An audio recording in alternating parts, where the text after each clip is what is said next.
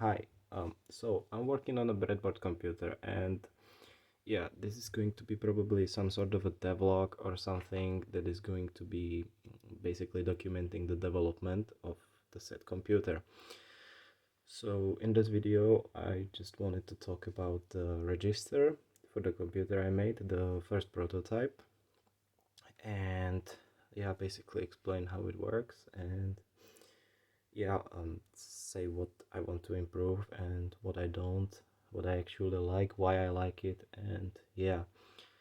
So here I have the circuit. Yeah, this is the circuit for the register. So as you can see over here, we have an RS NOR latch with some AND gates and a NOT gate. I should probably mention that I'm doing this build on a 4000B series integrated circuits, which are basically CMOS, and that is going to be playing a big role later, which I'm going to explain why I have done what I've done over here under the paper. So yeah, as you can see, there is the RS NOR latch and the AND gates that basically dictate when it should reset and set. Um, as you can see over here,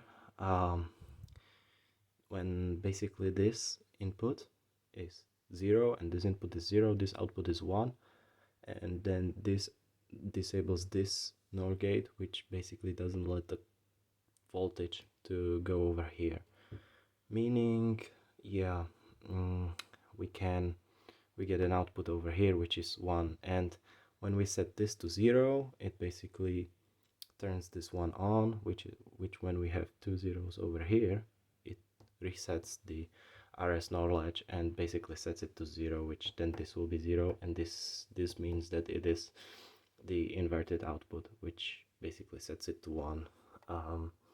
Yeah, it is a fairly simple design. As you can see, there is the input, there is the set. I guess if you want to, you can pause the video and look at it in more detail if you are interested. Yeah, I'm just going to continue on. So basically, yeah, there are these two NOT gates at the end, which are basically inverting the output once more, which basically says that this is the inverted output and this is the real output. Yeah.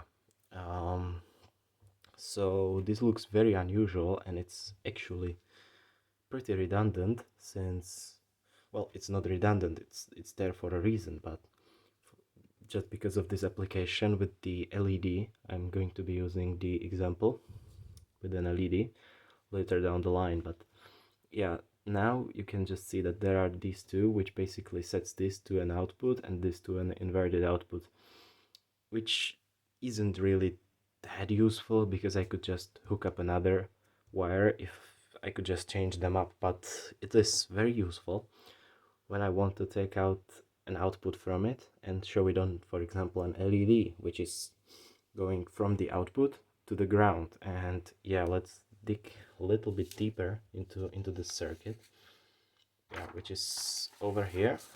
Yeah, this is the transistor diagram of the logic of the NOR gate. As you can see, there are these, it is CMOS. Yeah, so there are these two P-channel MOSFETs and there are these two N-channel MOSFETs, which together form a CMOS circuit. And yeah, it is outputting to basically the same gate as it was as this one. So I've just represented it with this one transistor because it is enough for the explanation.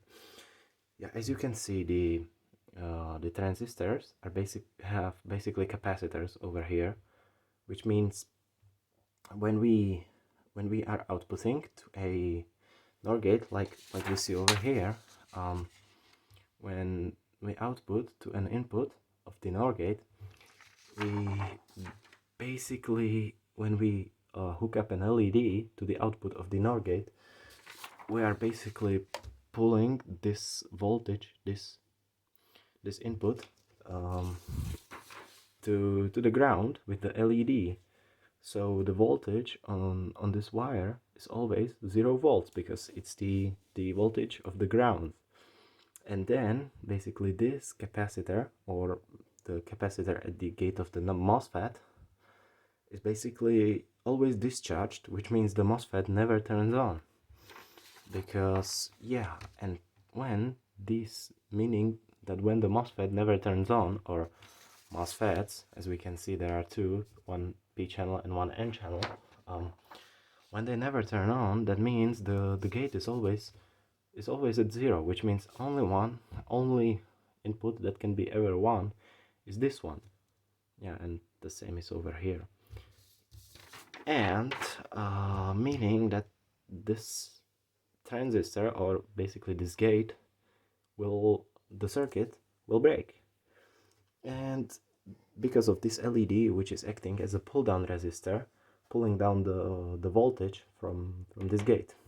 Yeah, that is why I have used the NOT gate there, which, yeah, I'm going to show you now. I meant it like this. So when I use there is this NOR gate again, as you can see. By the way, I forgot to say that these inputs, this A and B and B, no, this A and B are basically connected, but since I do not have much space on the paper, I cannot really connect them on the paper, but they are connected. And when this output is outputting to a NOT gate, it basically just inverts the output, but we still have the original output.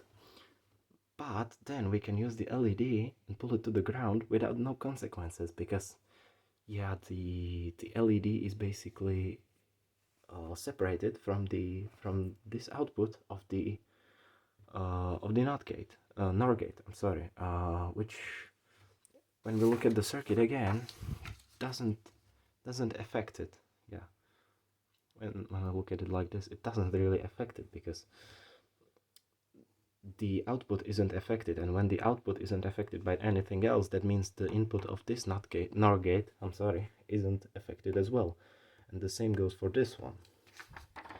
Yeah, meaning this will work. By the way, the LED doesn't die because, you know, the voltage is on the gate and stuff. You know, we do not need the resistor for it because the MOSFETs aren't fully open and they act like a resistor, but that doesn't really matter now.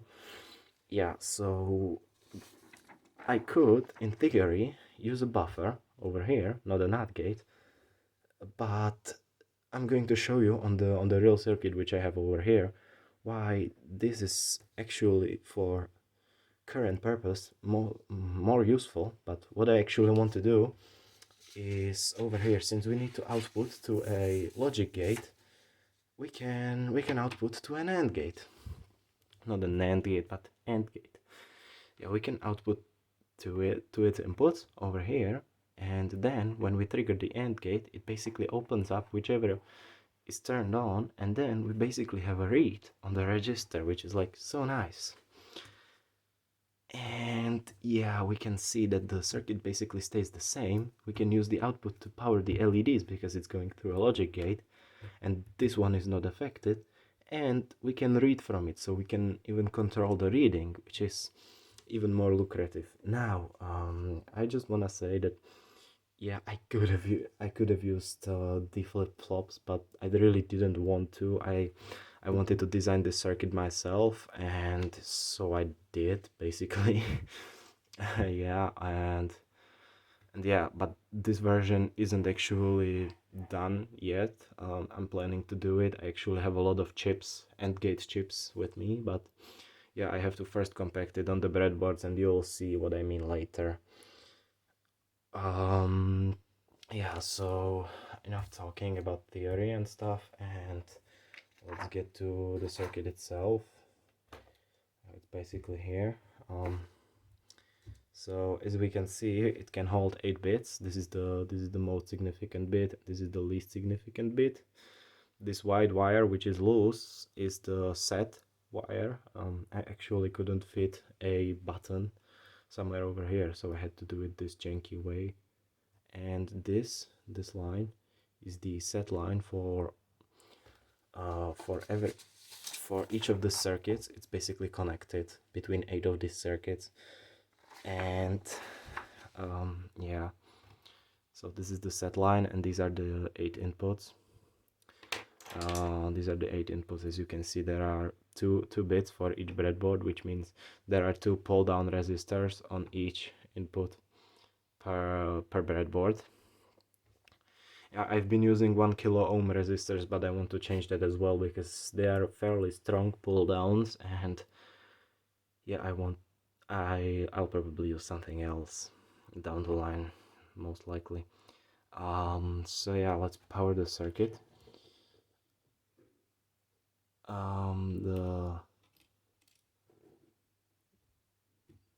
Yeah, it turns on basically. Apologies, I've been disturbed. I basically set all the numbers to 0. Yeah, I can now. Yeah, I should probably explain first that, yeah, as you can see, all these power lines are connected in parallel. These circuits are identical, and yeah, they are connected through here and here. When I'll get my hands on a better wire, I'll probably connect it better, but now I only have this. Yeah, as you can see, this is the NOR gate chip, this is the AND gate chip, and this is the NOT gate chip. And yeah, this is, I'll get to this chip later because it's not actually a NOT gate chip. Yeah, they are wired in the configuration I was talking about. As you can see, these little wires are connecting the inputs.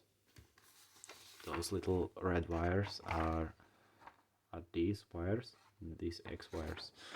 Yeah, I'm not going to get into wiring. If you want to, you can look at it longer, but I'm just going to say that, as you can see, from each input, each bit, there are going 2 wires. One is going into one AND gate, and one is going into a NOT gate, and then into another AND gate on the side of this chip, and the outputs from the AND gate, which is this blue and brown wire, go into this NOR gate, and yeah, and this NOR gate, which basically makes it work like this. And then these red wires, which are everywhere, they are those wires that are basically hooked up to the NOT gates, meaning I can use 2 NOT gates per chip, like 4 NOT gates per chip, and that makes it very lucrative for me because I can just use 3 chips and not have to use like the 4th one for the AND gates or like 4th one for the buffers, and I can just save on these. Yeah, so it's time to put my money where my mouth is, and yeah, basically input some numbers. I can, for example, on the dip switch, I can input 3, and this is the least significant bit, keep in mind. It is powered, and when I reset it, yeah, as you can see, the 3 turned on.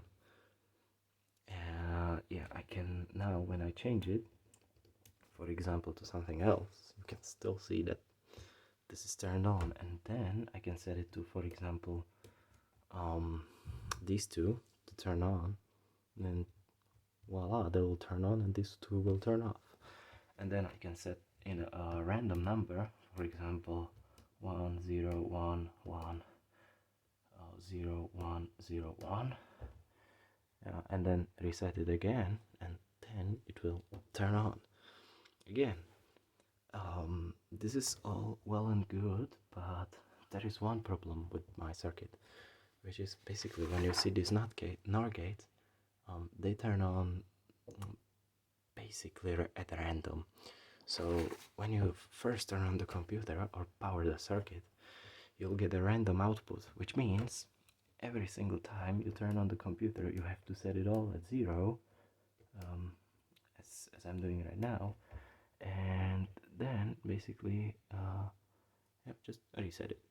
So it is all at 0 because, yeah, as you can see, when I disconnect and connect the power a few times, you may see that some of them turn on at random. Yeah, it doesn't happen. It usually happens when I have the circuit off for a longer time. So Yeah, I can try it, but not now.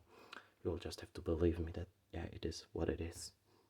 So yeah, I can basically do this and yeah, reset it, and it goes on again. I can set it to all 8. This is what I had pre-turned on when I first showed it. So yeah, as you can see, all 8 are on, but since the power is distributing over 8 LEDs, they are dimmer somewhere like here and here. Yeah, doesn't really matter. Actually, I said that I'm going to be talking about this chip, so let me first turn off all the power. Yeah, as you can see, when I turn off the power from the pull-down resistors, the current isn't as high in the output, in the input, and yeah, the LEDs turn more on because these pull resistors are very strong. They are 1 kilo ohm, which is way stronger than what you would want. So yeah, when I now reset it, it's all well and good. But now, since I didn't have enough wires and chips like these 4069s, which are these NOT gate chips, these NOT gates, excuse me, I had to use a NAND gate chip, which is 4011, which I didn't have even enough wires, so I had to use a paper clip to power it and a made up wire over here. And yeah, I basically did this to make it a NOT gate, as you can see over here. I can show you what I've done. It is basically, I have taken the NAND gate like this, and I connected the inputs like this, which makes a NOT gate. Yeah, since I didn't have enough NOT gates, but I've already ordered the chips that will allow me to make this even smaller. So yeah, you can see that it is quite differently wired compared to these ones. It doesn't really matter, but yeah, just so you know, it's there. So yeah, this is my register circuit. Hope you liked it. You actually shouldn't, because I'm sorry, because it's like because it's too big. I actually want to make this 2 times smaller so I can fit 2 of these on 4 breadboards. The chips will be denser, but I hope I'll be able to do that. If I will, I'll make another video about it. Yeah, till then, okay, so till then, I guess, see ya.